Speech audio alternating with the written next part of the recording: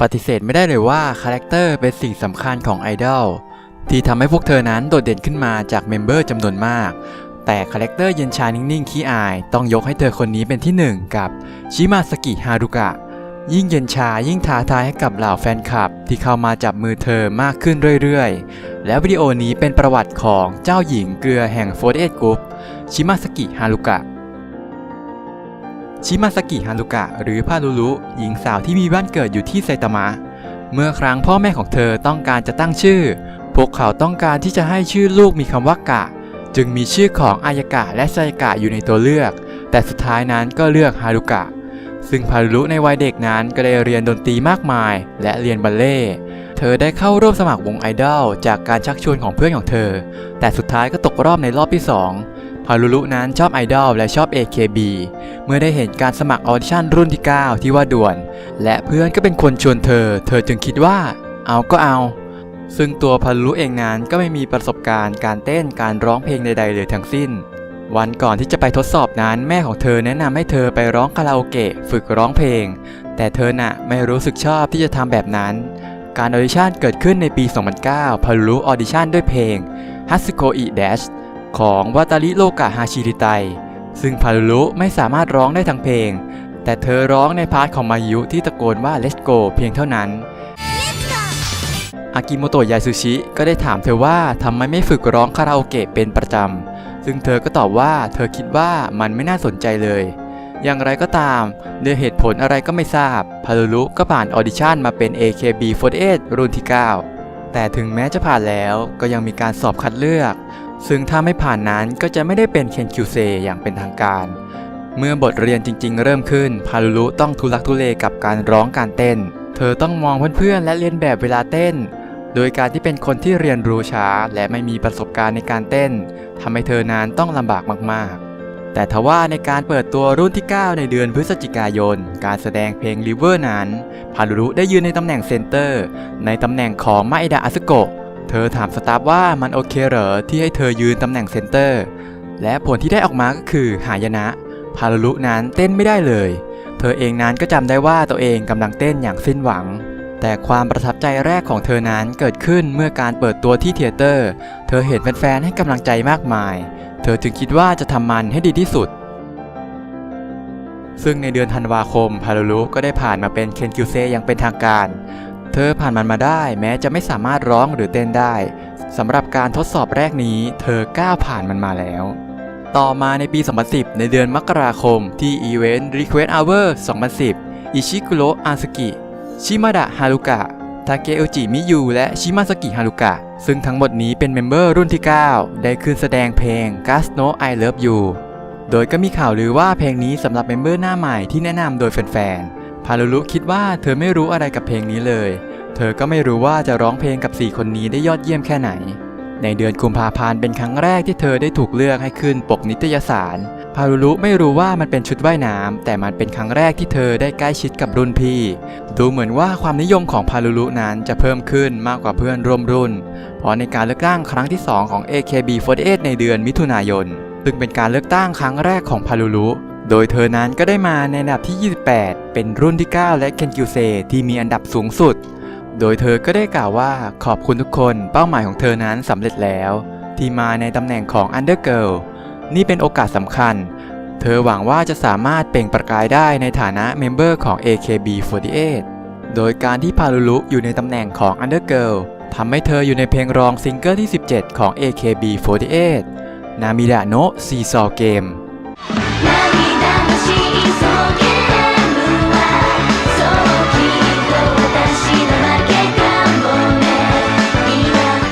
ซึ่งตั้งแต่เดือนมีนาคมรุ่นที่ 9 ก็ได้ออกรายการอาริโยชิ AKB เคียวะโกคุแต่ต่อมาทางอิชิคุโระก็ได้ถอนตัวและพารุรุก็ค่อยๆหายไปจากรายการและกลายเป็นโยโกยามะยุยที่โดดเด่นขึ้นมาฉันอยากออกจาก AKB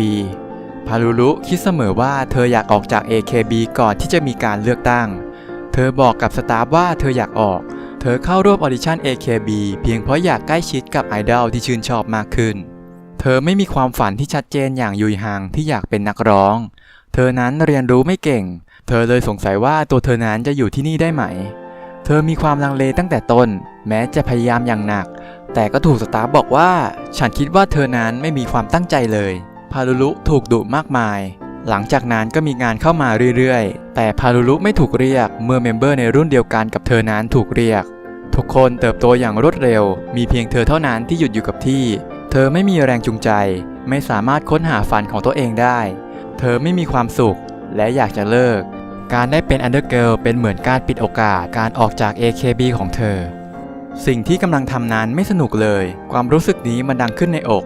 ภายใต้สิ่งเหล่านั้นมีหนึ่งคนที่เข้าใจเธอซาชิฮาระริโนะได้เข้ามาพูดคุยถึงความกังวลของเธอแต่ถึงอย่างนั้นสถานการณ์ก็ไม่ได้เปลี่ยนแปลงไป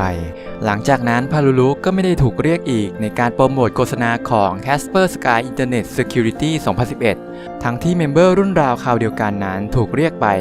อย่างไรก็ตามในเดือนธันวาคมวันครบรอบ 5 ปีของ AKB48 พารุลุก็ได้เลื่อนขั้นขึ้นมาเป็นเมมเบอร์ปกติเธอเองนั้นก็ไม่คิดว่าตัวเองจะได้รับการเลื่อนขั้นหลังจากประกาศเมื่อลงเวทีเธอก็ร้องไห้และกอดเพื่อนๆอย่างไรก็ตามเธอนั้นอยู่ในทีมที่ยังไม่แน่ชัดหรืออาจจะเรียกว่าทีมอันโน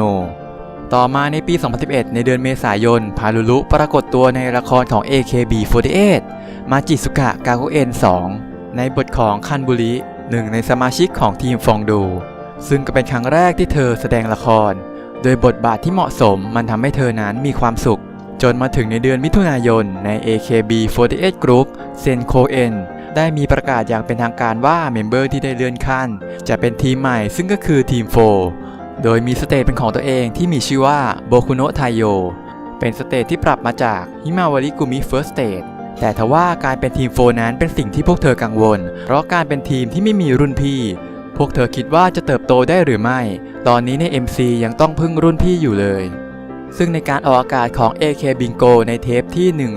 138 ก็ได้มีการเปิดเผยว่าแท้จริงแล้วชื่อพารุลุนั้นมาจากโยเนซาวะลูมิที่ตั้งให้เธอเป็นเหตุผลที่ชื่อเล่นของเธอคล้ายกับมายุยุเพราะมีคนตั้งชื่อคนเดียวกันในการเลือกตั้งครั้งที่ 3 ของ AKB48 ในครั้งนี้ชื่อของพารุลุไม่ได้ถูกประกาศออกมาเธอไม่ติดอันดับในการเลือกตั้งครั้งนี้แต่เธอนั้นไม่ได้ตกใจอะไรที่ไม่มีชื่อของตัวเองอยู่ในการเลือกตั้งเธอไม่ค่อยเข้าใจความหมายของอันดับในการเลือกตั้งสักเท่าไหร่มีเมมเบอร์ทีม4 2 คนที่ติดอันดับแต่เธอก็คิดว่าเธอควรทำมันให้ดีที่สุด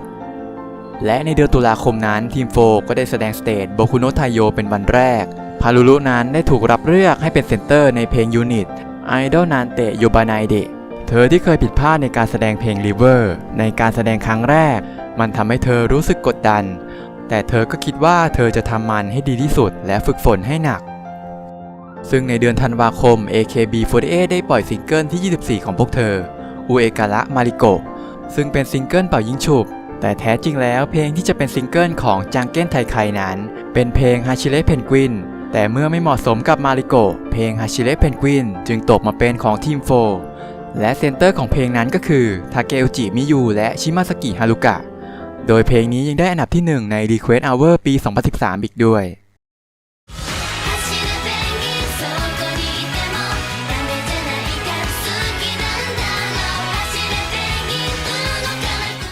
ดูเหมือนว่าโอกาสนั้นจะกลับมาอีกครั้งกับพารุลุที่มีภาพลักษณ์ของสาวขี้อายทำอะไรไม่ค่อยจะถูกหรือที่เรียกว่าพงคตสึรวมด้วยหน้าตาที่น่ารักน่าเอ็นดูแฟนๆของเธอจึงเริ่มมีมากขึ้นเรื่อยๆต่อมาในปี 2012 ที่เดือนมีนาคม AKB48 ได้เปิดตัวเพลงใหม่ที่มีเซมบัสึมากที่สุดจำนวนถึง 36 คนโดยทีม4นั้นมีเมมเบอร์ติดเซมบัสึมากที่สุดและหนึ่งในนั้นก็คือพารุลุทำให้เธออยู่ในเซมบัสึซิงเกิลของ AKB48 เป็นครั้งแรกในเพลงมานัตสึโนะซาวกูดและยังเป็นมีเดียเซมบัสึอีกด้วย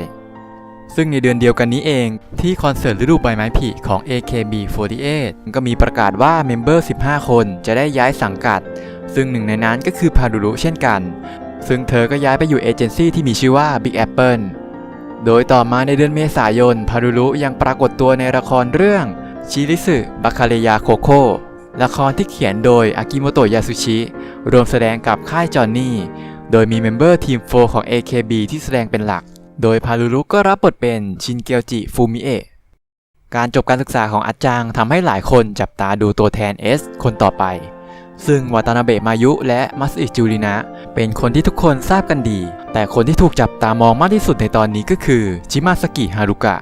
เนื่องโดยที่ผ่านมาพารุรุได้รับโอกาสมากมายทั้งการปรากฏตัวบนโฆษณาการถ่ายกาเวียนิตยสารรายสัปดาห์และละครเรื่องชิริสึบาคาริยาโคโค่ที่ได้รับบทนำและการติดเซมบัสึของเพลงมานัสึโนะซากูดต่อมาในเดือนมิถุนายนการเลือกตั้งครั้งที่ 4 ของ AKB48 พารุรุกลับมาอยู่ในอันดับอีกครั้งโดยเธอก็ได้มาในอันดับที่ 23 เธอกล่าวว่าขอบคุณที่สนับสนุนพวกเธอมาตลอดเป็นระยะเวลา1 ปีที่ทีมโฟได้ก่อตั้งขึ้น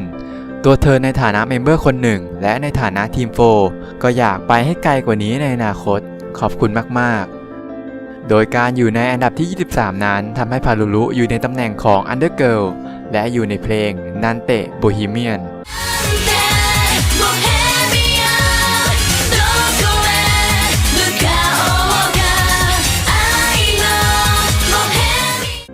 ซึ่งในปลายเดือนมิถุนายนนั้นก็มีประกาศว่าชิมาสกิฮารุกะผู้มีใบหน้าที่แสนเย็นชาจะได้รับบทในมาจิสุกะกากุเอ็น3ซึ่งพารุรุที่แสนเย็นชาและมัวหมองดูเหมือนว่าจะเข้ากับชุดนักโทษในมาจิสุกะกากุเอ็นภาคใหม่ที่เปลี่ยนทีมจากโรงเรียนมาเป็นเรือนจำโดยมาจิสุกะกากุเอ็น3ก็ได้ออกอากาศในเดือนกรกฎาคมและพารุรุก็รับบทในชื่อพารุโดยเพลงจบของละครเรื่องนี้ยังเป็นเพลงเดี่ยวของพารุรุอีกด้วยโดยที่มีชื่อว่าโดกิแต่ด้วยการที่เป็นเพลงเดี่ยวทำให้ในการแสดงพารุรุเกิดความกังวลจึงมีครั้งหนึ่งร้องเพลงนี้คู่กับคิสกิยูเรียและครั้งหนึ่งร้องเพลงนี้ร่วมกับรุ่นที่ 9ซึ่งทั้ง2 ครั้งก็คือ Request Hour ในปี 2014 และปี 2015 ตามลำดับ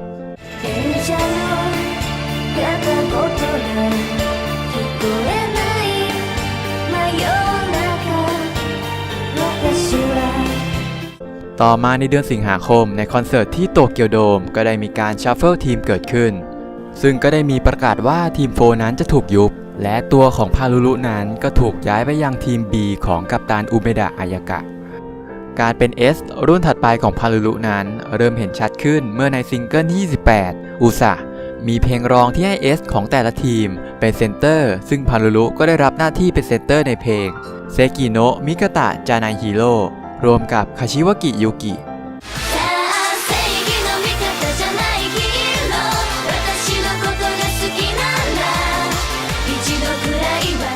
ซึ่งถัดมาที่เดือนกันยายนที่จังเก้นไทไคหรือการแข่งขันเป่ายิงฉุบครั้งที่ 3คนกำลังดวงขึ้นเมื่อพารุรุที่มาพร้อมกับเครื่องแต่งกายของชิริสึบาคาริยาโคโค่ก็ผ่านมาทั้งนาคานิชิจิโอรินากาโอะมาริยะคาชิวากิยูกินาคามุระมาริโกะโยโกยามะยุยจนถึงรอบสุดท้ายเธอก็ชนะนิโตะโมเอโนะการชนะการแข่งขันนำมาสู่การเป็นเซนเตอร์ครั้งแรกของพารุรุในซิงเกิลที่ 29 ของ AKB48 ในชื่อ AN Measure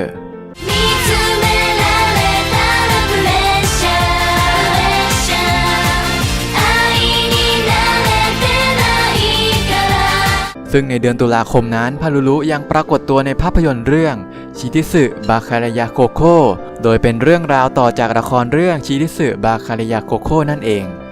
ต่อมาในปี 2013 ในเดือนพฤษภาคม AKB48 ได้ออกซิงเกิลที่ 31 ของพวกเธอโดยที่มีชื่อว่า Sayonara Call ซึ่งเพลงนี้ก็มีเซนเตอร์มากถึง 4 คนด้วยกันซึ่งก็ได้แก่อิตาโนะโทโมมิโอชิมะยุโกะวาตานาเบะมายุและชิมาสกิฮารุกะ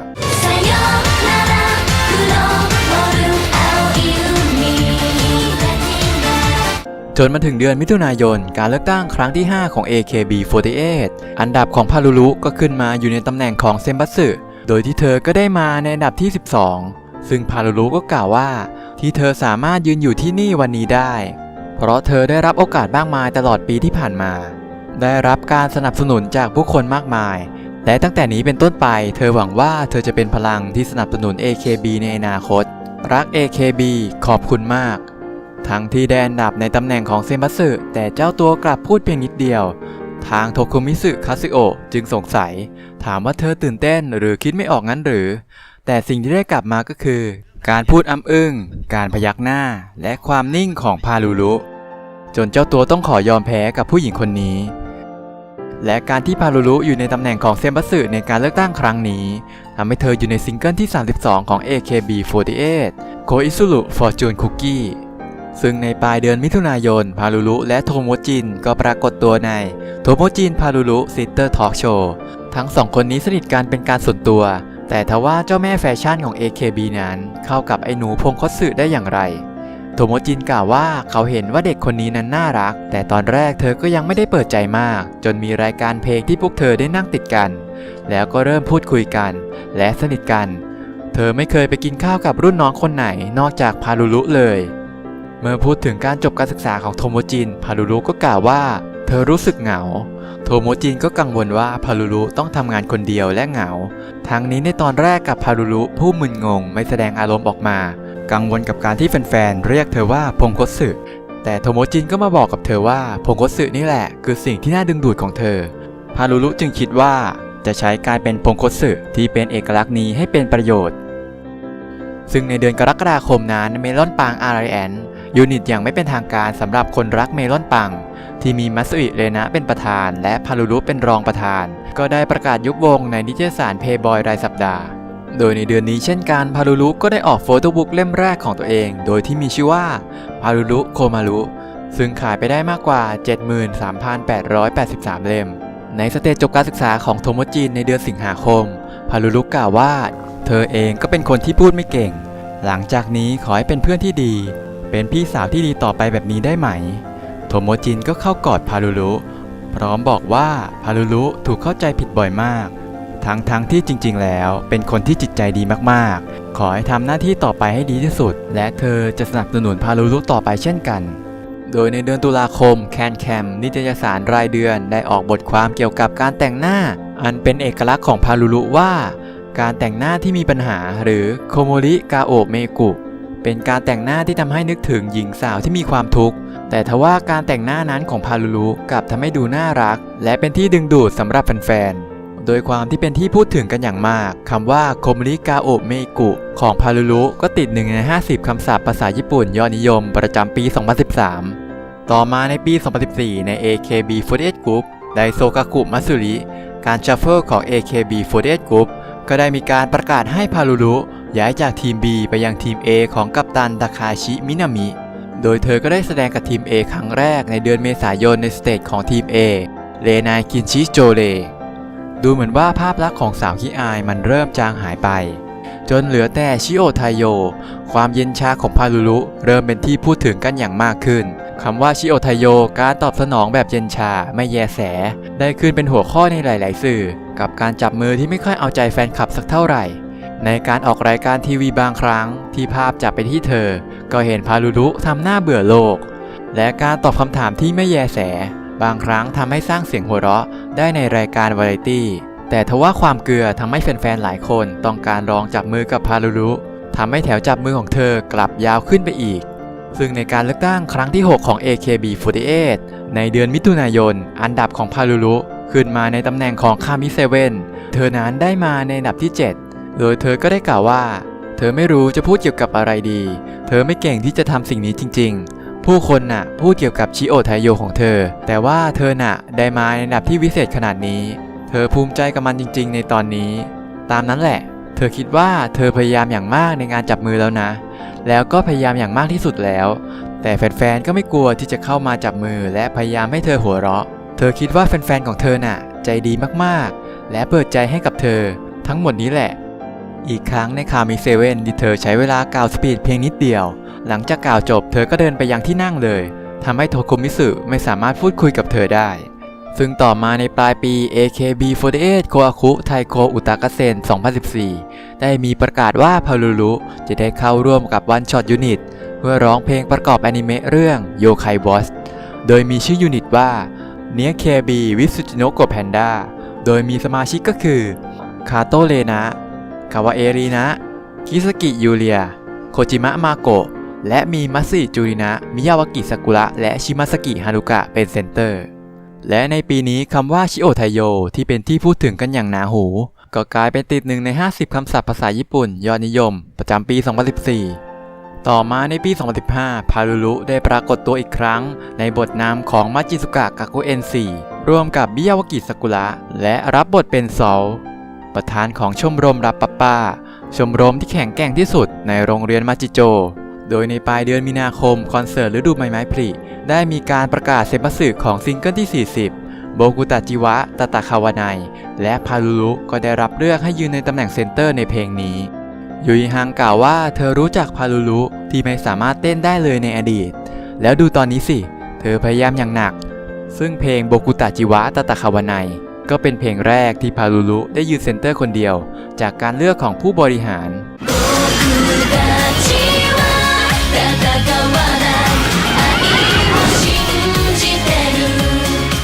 โดยในเดือนเมษายนนั้นเนียเคบีวิสุจิโนะโกะแพนด้าก็ได้ออกซิงเกิลเป็นของตัวเองในชื่อ Idol wa Uninya no Ken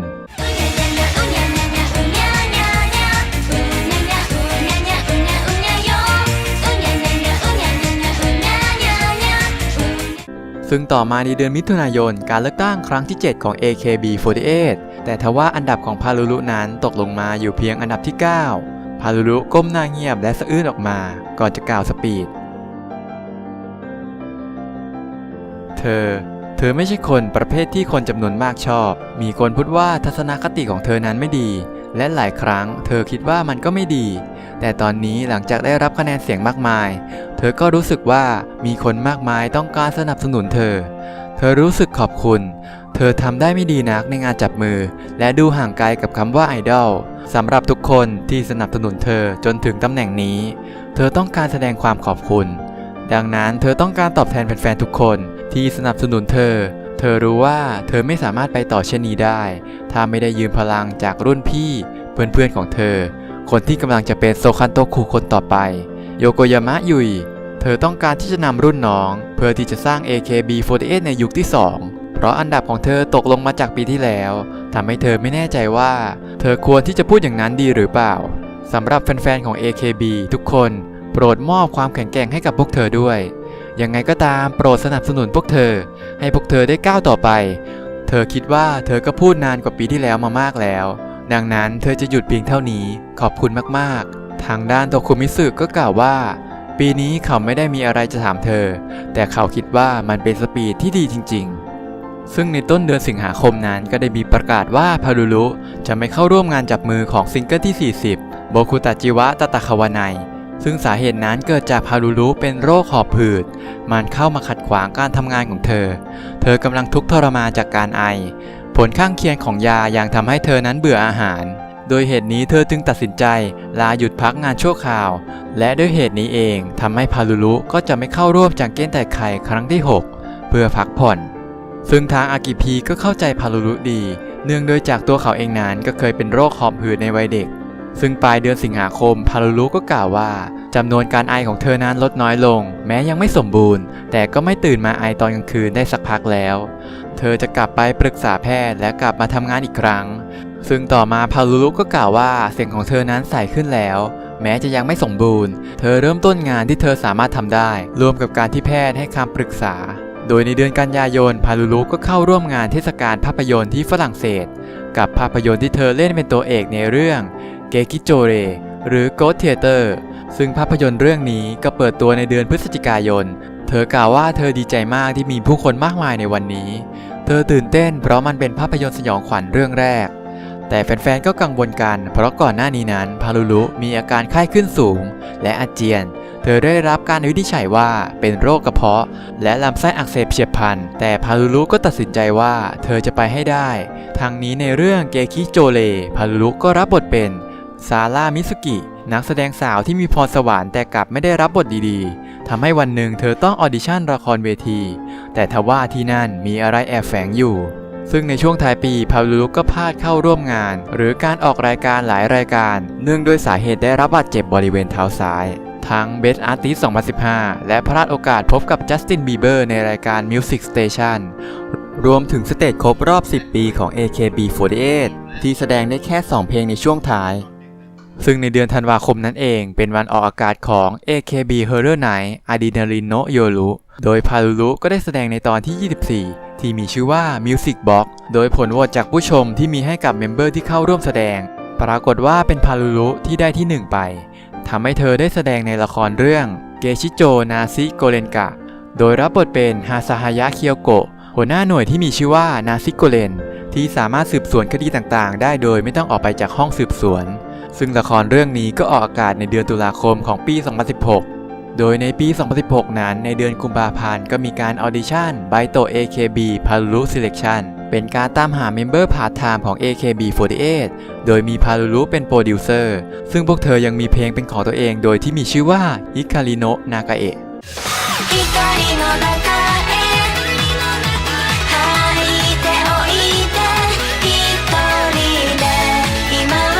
และในเดือนมิถุนายนการเลือกตั้งครั้งที่ 8 ของ AKB48 นั้นพารุรุก็ได้มาในอันดับที่ 8 เธอกล่าวว่าเธอตัดสินใจว่าปีนี้จะเป็นการเลือกตั้งครั้งสุดท้ายระยะเวลา1 ปีหลังจากการเลือกตั้งในปีที่แล้วเธอไม่ค่อยได้ทำกิจกรรมในฐานะไอดอลมากนักเธอก็กังวลว่าจะเข้าร่วมดีไหมบอกตามตรงเธอคิดตลอดเกี่ยวกับการจบการศึกษาแต่ในเวลานั้นผู้ที่เข้ามาร้องไห้และบอกกับเธอว่าอย่าออกนะก็คือโซคันโตคุเพื่อนร่วมรุ่นของเธอโยโกยามะยุยจะพูดอะไรต่อดีนะแต่สำหรับเธอในปีนี้อาจจะไม่มีเหตุผลอะไรรองรับแต่เธอก็คิดว่ามันเป็นปีแห่งการแข่งขันจะมีคนมากน้อยแค่ไหนที่มองเห็นความสำคัญและเข้าใจเธอและสนับสนุนเธออยากจะต่อสู้โดยหันหน้าเผชิญกับตัวเองสุดท้ายนี้เธอพูดเองมันอาจจะไกลอยู่คนที่ดูไม่สมกับเป็นไอดอลอย่างเธอแต่ก็ยังอุตส่าห์ให้กำลังใจซึ่งกันและกันถึงแฟนๆของเธอเหล่านั้นแล้วก็คนที่พูดว่าให้มีไอดอลแบบนี้ในกลุ่มสักคนจะเป็นไรไปถึงแฟน AKB ที่อวยคนอื่นที่ไม่ใช่ตัวเธอก็อยากจบสปีดด้วยความรู้สึกขอบคุณจริงๆนะซึ่งโทโคมิสึก็ชมสปีดในวันนี้ว่าเป็นสปีดที่ดีเลยอยากให้พารุรุกล่าวเพิ่มเติมซึ่งเธอก็กล่าวว่าจริงๆก็เกรงใจเป็นอย่างมากแต่เธอขอใช้เวทีนี้โฆษณาได้ไหมภาพยนตร์ Haunted Campus จะฉายในวันที่ 2 กรกฎาคมเป็นภาพยนตร์ที่ผสมผสานระหว่างชีวิตวัยรุ่นเรื่องสยองขวัญความรักมันจะเป็นหนังที่ทำให้หัวใจเต้นอย่างระทึกในฤดูร้อนนี้ถ้าสะดวกอยากให้ไปชมกันจริงๆแล้วก็ไม่คิดว่าจะได้ถึงอันดับที่ 8 เหมือนกันเธอมีความสุขมากขอบคุณและในการลงเลือกตั้งครั้งสุดท้ายของพารุรุในช่วงท้ายเธอก็ได้พูดหยอกล้อกับโทคุมิสึเป็นการจบการเลือกตั้งครั้งสุดท้ายด้วยรอยยิ้มซึ่งต่อมาในเดือนกันยายนคอนเสิร์ต AKB48 Group โดจิคันไซที่โยโกฮาม่าอารีนาได้มีการประกาศเซมบัสึซิงเกิลที่ 46 ของพวกเธอและพารุรุก็ได้ยืนในตำแหน่งเซนเตอร์เป็นครั้งที่ 4 ของเธอโดยมีแผนการออกวางจำหน่ายในเดือนพฤศจิกายนและเป็นซิงเกิลที่มีชื่อว่า High Tension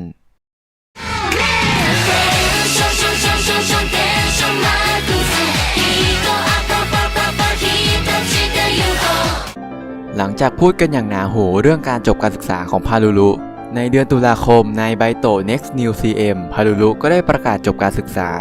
เธอกล่าวว่าเธอไม่สามารถจะพูดอะไรได้มากนักเธอเป็นนักแสดงที่ไม่มั่นใจฝีมือการแสดงของตัวเองแต่ว่าตั้งแต่มีเสียงที่สนับสนุนเธอก็มีความตั้งใจที่จะทำงานหนักมากขึ้นและหากเป็นไปได้ก็อยากจะพากย์อนิเมะของจิบิเป็นความฝันอีกอย่างหนึ่งของเธออีกด้วยและในเดือนธันวาคมสเตจจบการศึกษาของพารุรุก็ได้จัดขึ้นมีการปรากฏตัวของมัตสึจูรินะทั้งสองมีความสัมพันธ์ที่ดีต่อกันแต่จูรินะก็ไม่ได้มีชื่อในการแสดงเธอเอาดอกไม้มาให้พารุรุเพลงทอยพุดเดิ้ลโตคิมิโนะโมโนกาตาริซึ่งเพลงนี้ทั้งที่เป็นเพลงของทั้งคู่แต่กลับไม่เคยแสดงและไม่รู้ท่าเต้นซึ่งก็จะได้เห็นภาพของพารุรุกอดคอกับจูรินะพร้อมฮัมเพลงทอยพุดเดิ้ลเพื่อไปเปลี่ยนชุดในช่วงอังกอร์นั้นก็จะเป็นการแสดงของรุ่นที่ 9และมีการปรากฏตัวของนากาโอะมาริยะได้มีการแสดงเพลง River เพลงที่รุ่นที่ 9 แสดงเป็นครั้งแรกและพารุรุนั้นก็ได้เป็นเซนเตอร์ฮาชิเระเพนกวินเพลงที่ชนะ Request Hour ในปี 2013 และเพลงจบการศึกษาของพารุรุ Better หลังจากจบการแสดงพารุรุก็ออกไปพบกับแฟนๆชิโอะไทโยของแฟนๆในวันนี้ยิ้มกว้างและโบกมือกับแฟนๆราวกับคามิไทโยพารุรุกล่าวว่าขอบคุณมากๆสำหรับ AKB มันจบแล้วจริงๆมันยากที่จะเชื่อว่านี่เป็นครั้งสุดท้ายแล้วแต่เธอก็ดีใจที่มันแฮปปี้เอนด์จนถึงสุดท้ายเหมือนกับเนื้อร้องของ High Tension ขอบคุณและในวันสิ้นปีพารุรุก็เข้าร่วม NHK Kohaku Utagasen ครั้งที่ 67และเธอยังได้ถึงอันดับที่ 3 ใน AKB48 Yume no Kohaku Senbatsu โดยเป็นอันดับที่สูงสุดของ AKB48 และถือเป็นการจบกิจกรรมทั้งหมดของพารุรุกับ AKB48 หลังจากจบการศึกษาพารุลุก็เดินทางสู่เส้นทางของนักแสดงโดยปรากฏตัวครั้งแรกในฐานะนักแสดงในเรื่อง Super Salaryman Mr. Saenai โดยรับบทเป็นฮาเนโกะทั้งนี้ในช่วงปี 2017 พารุลุยังเข้ารับการผ่าตัดเพื่อรักษาไซนัสอีกด้วยพารุลุยังปรากฏตัวในภาพยนตร์เรื่อง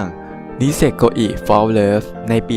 2018 และภาพยนตร์เรื่อง Find Me to the Saitama ในปี